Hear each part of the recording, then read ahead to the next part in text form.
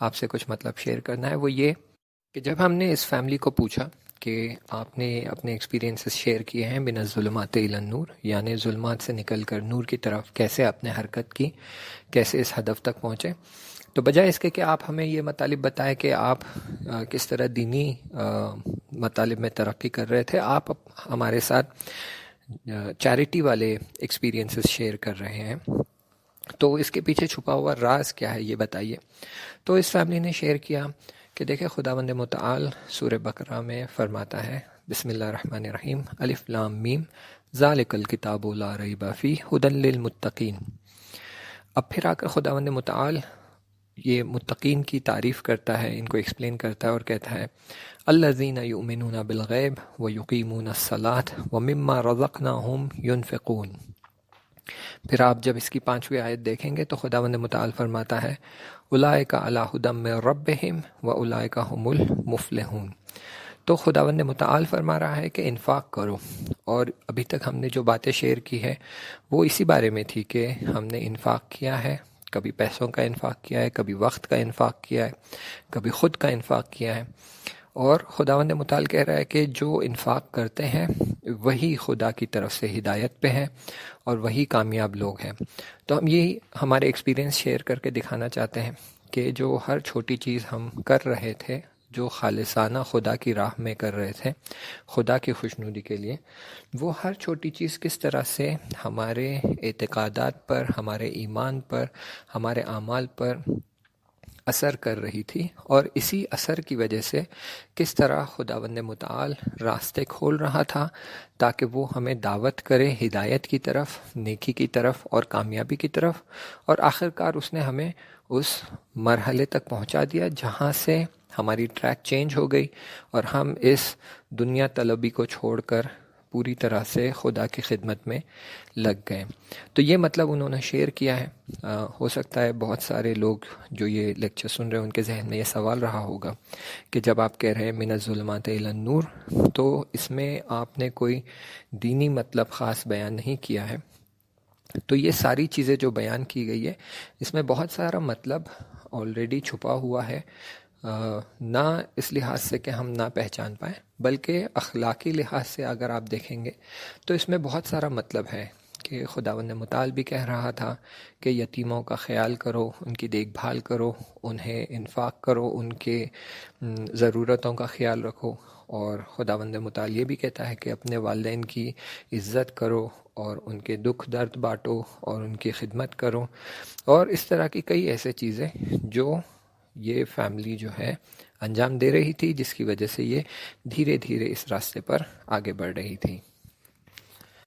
آئیے اب 5 چیپٹر شروع کرتے ہیں۔ اس چیپٹر کا نام ہے ہیونلی کک یا بہشتی خانسامہ، یا کہ سادی زبان میں کہہ سکتے ہیں جنت کا باورچی۔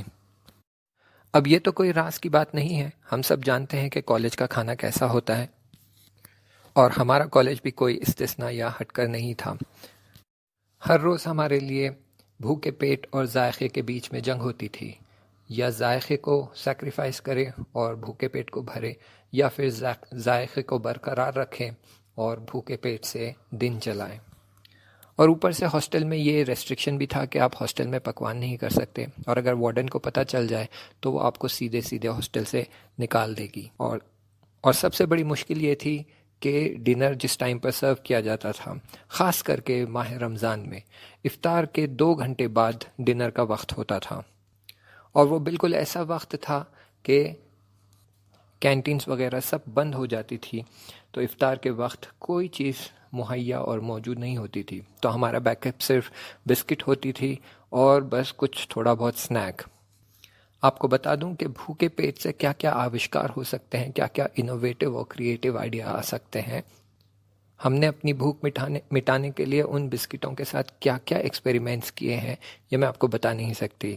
بالکل پانی میں ڈبا کر کھانے سے لے کر بسکٹ اچار کا سینڈوچ بنا کر کھانا، اور ہر طرح کی پاسبل کمبینیشن ہم نے ٹرائی کر لی تھی۔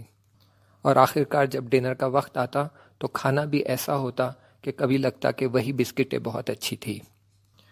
اور اس سے بڑی مشکل یہ تھی کہ سحری کے وقت کوئی کھانا موجود نہیں ہوتا تھا، کیونکہ نہ آپ ہاسٹل میں کوک کر سکتے تھے، نہ ہی صبح کے 4 بجے کوئی کینٹین میں کھانا ہوتا تھا۔ تو بڑی مشکل یہ تھی کہ نہ میری سحری ہو پاتی تھی اور نہ ہی میری افطار۔ اگر کچھ کھانے کا مل جاتا تو وہ بس وہی بسکٹ اچار والی سینڈوچ۔ ایک دن میرے ہاسٹل کے وارڈن نے مجھے کسی کام سے کینٹین میں بھیجا۔ شام کا وقت تھا اور جب میں کینٹین کے کچن میں پہنچی تو وہاں کا جو باورچی تھا وہ کچھ کام کر رہا تھا۔ اس نے مجھے دیکھا اور دیکھا کہ میں حجاب پہنی ہوئی ہوں، تو اس نے فوراً مجھ سے پوچھا، کیا تم مسلمان ہو اور روزہ رکھتی ہو؟ میں نے کہا ہاں، میں روزہ رکھتی ہوں۔ تو اس نے پوچھا، پھر تم سحری کے لیے کیا کرتی ہو؟ میں نے کہا کچھ نہیں، کبھی کوئی بسکٹ ہو تو وہ کھا لیتی ہوں، یا زیادہ سے زیادہ چھپ چھپا کر کبھی میگی نوڈلز کھا لیتی ہوں۔ اس نے میری طرف دیکھا اور کہا، آج سے میں تمہارے لیے سحری بناؤں گا۔ میں یہاں کا کام کاج ختم کر کے جانے سے پہلے تمہارے لیے سحری کا کھانا بنا کر اسی ٹیبل پر رکھ کر جاؤں گا، اور تم روز آ کر سحری کے وقت کھانا لے جانا۔ پھر اس نے مجھے بتایا کہ میں کچھ وقت پہلے تک ایک نان مسلم تھا، پھر میں نے ایک مسلم لڑکی سے شادی کی اور پھر میں نے اسلام قبول کر لیا۔ اگر میری زوجہ کو پتہ چل جائے کہ ہاسٹل میں ایک مسلمان لڑکی ہے جو بنا سحری کے روزہ رکھتی ہے تو اسے بہت برا لگے گا۔ دیکھو، میں اپنا کام ختم کرتا ہوں اور یہاں صاف صفائی کر کے جاتا ہوں، تب تک تقریباً رات کے 12 بج جائیں گے۔ تو جب یہ سب کام ختم ہونے کے بعد رات کے 12 بجے میں جانے والا رہوں گا، تب میں تمہارے لیے یہاں فریش کھانا بنا کر رکھ کر جاؤں گا۔ پھر تم آ کر آرام سے 1 2 3 جب بھی تمہیں چاہیے سحری لے جانا اور آرام سے کھا لینا۔ الحمدللہ، واقعاً خدا سب سے بیسٹ پلانر ہے۔ ہمیشہ جب بھی میں کوئی مشکل میں پھنس جاتی تو خدا کے نزدیک میرے لیے بہت ہی خاص رحم اور مہربانی ہوتی۔ ہر وقت میں کوئی مشکل میں پھنس جاتی تو کہیں نہ کہیں سے کوئی خاص ارینجمنٹ ہو جاتا جس کی میں نے توقع ہی نہیں کی تھی اور نہ ہی اس کا تصور کیا تھا۔ کبھی کبھی مجھے لگتا ہے کہ یہ وہی ننھے پیارے یتیم بچوں کی دعائیں ہیں جس کی وجہ سے خدا کی مجھ پر خاص مہربانی اور رحم رہا ہے۔ اور وہ باورچی بھی جو کھانا بناتا تھا وہ کینٹین کے کھانے جیسا بالکل نہیں ہوتا، بلکہ 5 اسٹار ہوٹل سے بھی اچھا کھانا ہوتا۔